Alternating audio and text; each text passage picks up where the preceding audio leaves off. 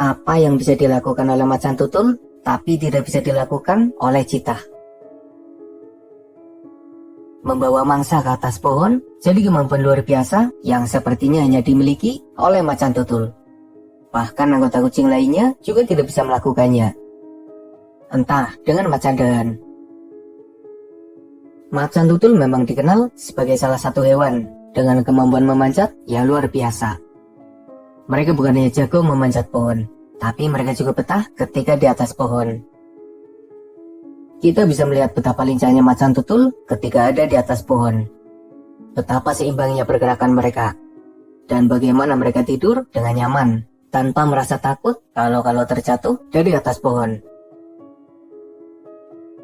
Macan tutul memang punya kebiasaan membawa mangsa ke atas pohon. Tujuannya agar mangsa itu tidak direbut oleh hewan lainnya. Dan nyatanya cara itu berhasil, di mana sebagian mangsa di atas pohon tidak bisa dijangkau oleh hewan lainnya, bahkan oleh singa sekalipun. Bukan hanya mangsa kecil yang dibawa ke atas pohon, bahkan mangsa yang ukurannya lebih besar juga berhasil diangkut ke atas pohon. Belum lagi jika kita melihat betapa tingginya pohon yang dipanjat, menunjukkan betapa hebatnya macan tutul dalam membawa mangsanya. Tentu saja kemampuan itu tidak bisa dilakukan oleh citah. Bahkan para singa dan harimau juga tidak bisa melakukannya. Itu adalah kemampuan spesial yang sepertinya hanya dimiliki oleh macan tutul. Macan tutul bisa mengaum. Mereka tergabung bersama singa,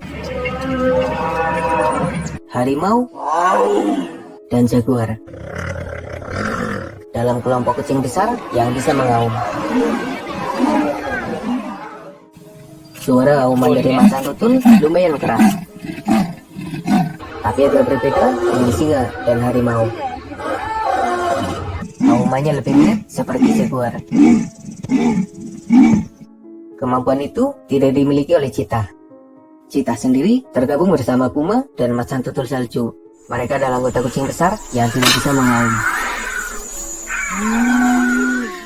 Citah punya suara yang unik dan beragam. Suaranya agak lucu dan terkesan tidak terlalu mengerikan sebagai sosok pemangsa.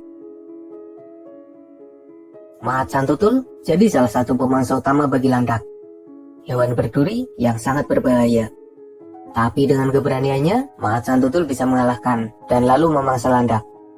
Ya meski perburuan itu kadang menyisakan luka dan bahkan kematian bagi macan tutul. Landak sendiri adalah hewan yang memiliki duri tajam di tubuhnya. Duri itu melindungi mereka dari para pemangsa. Selain macan tutul, beberapa pemangsa yang pernah memburu landak adalah singa, harimau, buaya, piton, dan sejauh ini landak jadi salah satu hewan yang paling aman dari serangan pemangsa. Citah tidak bisa melakukan apa yang dilakukan macan tutul kepada landak. Citah bukanlah hewan pemangsa yang terlalu nekat. Mereka tidak memaksakan diri memburu mangsa yang berbahaya. Lagi pula, resiko berbahaya dari duri landak sangat mengancam. Citah pernah jadi santapan buaya, dan macan tutul juga pernah dimangsa oleh buaya. Bedanya, citah tidak berani menyerang buaya, tapi macan tutul masih berani melakukannya. Macan tutul bahkan bisa memangsa buaya. Ada beberapa interaksi antara macan tutul dan buaya. Ada momen di mana macan tutul dan buaya makan bersama. Ada momen di mana keduanya berebut makanan, saling serang, saling mengancam, dan bisa dibilang keduanya sama-sama berani. Dalam urusan menghadapi buaya, citah kalah jauh dari macan tutul. Macan tutul jadi salah satu kucing yang beberapa kali memburu ular. Jenis ular yang diburu adalah ular piton. Tapi beberapa jenis ular yang sebenarnya berbisa juga pernah berurusan dengan macan tutul.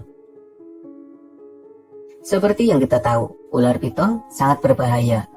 Bahkan pemangsa lain juga bakal mikir 2 kali jika ingin bermasalah dengan ular piton. Gigitan serta belitan mereka sangat berbahaya dan tentunya mematikan. Tapi macan tutul bisa mengalahkannya. Kemampuannya dalam mengalahkan piton seperti jaguar yang berhasil mengalahkan anaconda. Sementara Cheetah sepertinya tidak ada interaksi dengan ular, entah yang besar atau yang kecil. Lagi-lagi, Cheetah bukanlah tipe pemangsa yang nekat. Mereka enggan bermasalah dengan mangsa yang berbahaya. Cheetah dan macan tutul tidak terlalu suka memasuki air. Meski keduanya bisa berenang, tapi mereka jarang memasuki air, kecuali jika terpaksa. Sepertinya mereka enggan jika bulunya basah. Dengan kebiasaannya yang memang tidak menyukai perairan, menyebabkan Cheetah jarang berinteraksi dengan hewan akuatik. Berbeda dengan macan tutul, ada kalanya mereka terpaksa memasuki sungai, tapi biasanya sungai yang tengah surut. Ada beberapa momen di mana macan tutul terpaksa memasuki sungai yang dipenuhi lumpur. Dengan belepotan, mereka memaksakan diri menangkap ikan, sepertinya ikan lele. Itu adalah menu makan siang yang tidak biasa. Dan Cheetah tidak bisa melakukannya.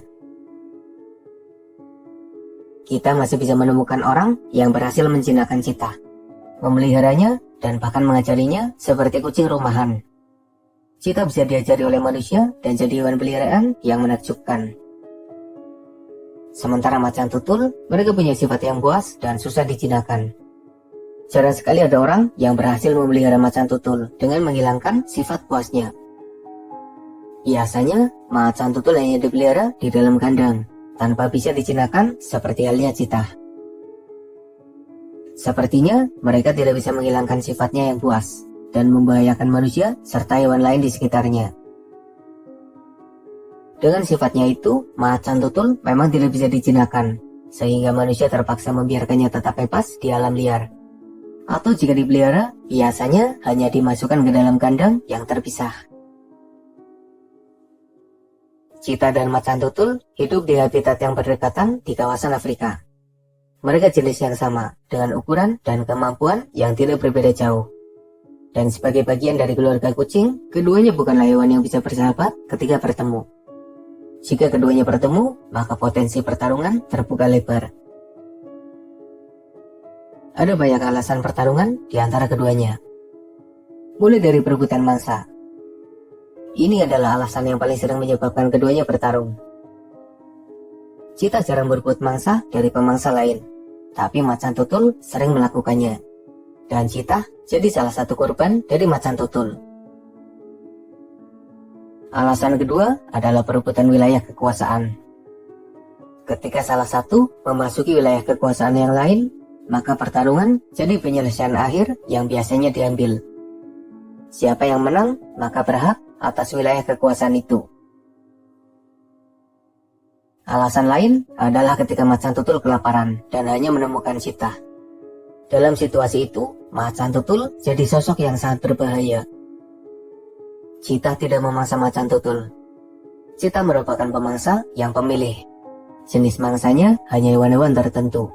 Biasanya mangsa berukuran kecil hingga sedang. Sementara macan tutul akan memangsa semua hewan yang berpotensi jadi mangsanya. Dan Cheetah beberapa kali dimangsa oleh macan tutul. Macan tutul melakukan serangan yang mengerikan, menyebabkan Cheetah tidak berdaya. Dan macan tutul akan memangsa Cheetah yang berhasil dikalahkan. Itu adalah pemandangan yang mengerikan. Dan sepertinya masih ada banyak perbedaan kemampuan antara Cheetah dan macan tutul. Macan tutul punya beberapa kemampuan yang tidak bisa dilakukan oleh para Cheetah. Tapi bukan berarti Cheetah jadi sosok yang kalah segala-galanya dari macan tutul. Setidaknya Cheetah punya kecepatan yang tidak bisa diimbangi oleh macan tutul. Bahkan perbedaan kecepatan di antara keduanya hampir 2 kali lipat. Cheetah sendiri kadang terlihat hidup bersama dalam suatu kelompok kecil. Sementara macan tutul terlalu soliter dan jarang hidup bersama. Induk Cheetah bisa saja melahirkan banyak anak. Sementara macan tutul biasanya hanya melahirkan 1 atau 2 ekor bayi. Perlindungan dari induk Cheetah juga lebih agresif daripada induk macan tutul, menyebabkan Cheetah kecil lebih terlindungi daripada macan tutul.